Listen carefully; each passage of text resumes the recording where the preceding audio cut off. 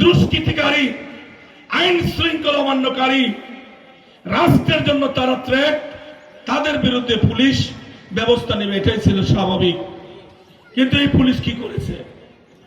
যেখানে বিএনপি সেখানে পুলিশের বাধা, যেখানে বিএনপি একত্রিত হয়েছে আমরা আসার আগে সেখানে পুলিশ চলে এসেছে।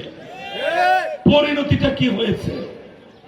হাসিনা 5ই আগস্ট পালিয়েছে, কিন্তু হবিগঞ্জ সদর থানা সহ বিভিন্ন থানা, বাংলাদেশের শত শত থানা হাসিনা পালাবার আগে 3 তারিখ 4 তারিখ পুলিশ থানা ফেলে পালিয়ে গেছে।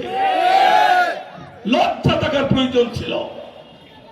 এতটা পাপ করেছিলেন, এতটা জুলুম হয়েছিল, এতটা অন্যায় করেছে, পালিয়ে যাওয়ার সময় এই পোশাক পরে পুলিশ সামনের দরজা দিয়ে বেরিয়ে যেতে পারে নাই। লং পোশাক খুলে লঙ্গি পরে পিছনের দরজা দিয়ে পালিয়ে গিয়েছিল। এখান থেকে পুলিশকে শিখতে হবে। বাংলাদেশের মানুষ ধরে না, ধরলে কিন্তু ছাড়ে না। মানুষ জীবন দিতে জানে দেশের জন্য, দলের জন্য, নিজের অধিকার আদায়ের জন্য। সেই জাতি বাংলাদেশী।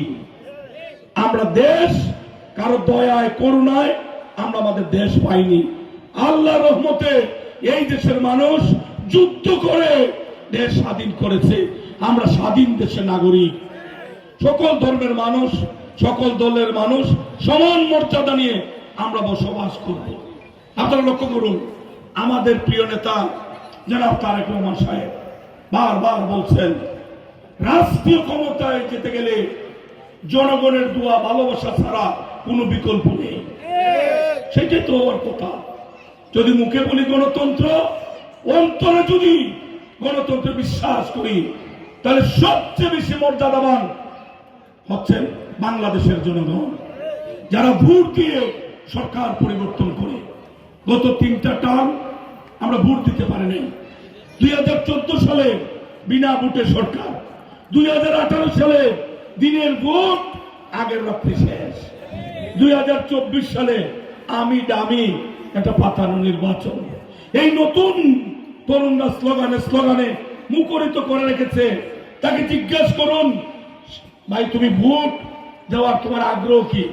সে জিজ্ঞাসা করে উত্তর দেয় ভোট কি জিনিস সে তো জানেই না। গত 15 বছর, আজকে যে ছেলের বয়স 18 থেকে 20, যে ছেলে 24-26, গত 15টা বছর একটা মানুষ ব্যালট পেপার চৌকে দেখে নাই। এমনটা তো হওয়ার কথা ছিল না। কেন এমনটা হবে? যদি আপনারা উন্নয়ন করে থাকেন, তাহলে সাচ্চা ইমানি শক্তি নিয়ে মানুষকে বিশ্বাস করে মানুষকে লাইনে দাঁড়িয়ে ভালোবাসা নিতে হবে। মানুষ লাইনে দাঁড়াবে, তার পছন্দের প্রার্থীকে গোপন ব্যালটের মাধ্যমে মনের আবেগ দিয়ে, ভালোবাসা দিয়ে সে ভোটটা দিয়ে আসবে।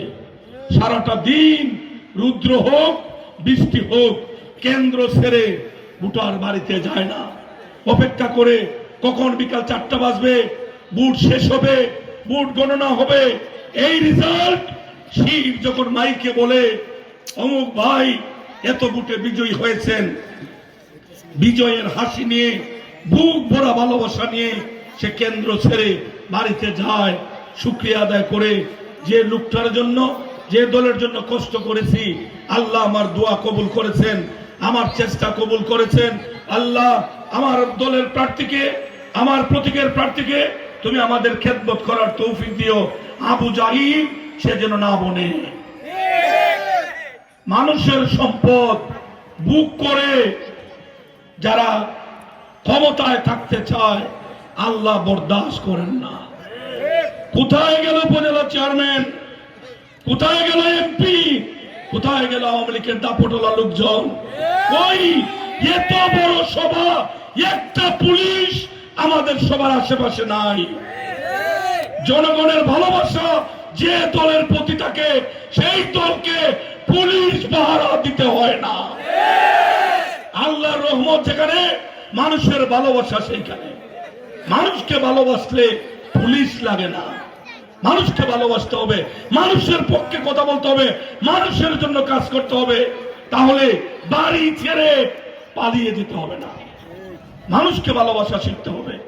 দলের নেতৃবৃন্দকে অনুরোধ করব, তারুণ্য আছে, শক্তি আছে, গলায় জোর আছে। মানুষকে যদি ভালো না বাসেন, মানুষ যদি একবার মুখ ফিরিয়ে নেয়, আওয়ামী লীগের পরিণতি আমাদের জন্য কিন্তু অপেক্ষা করবে।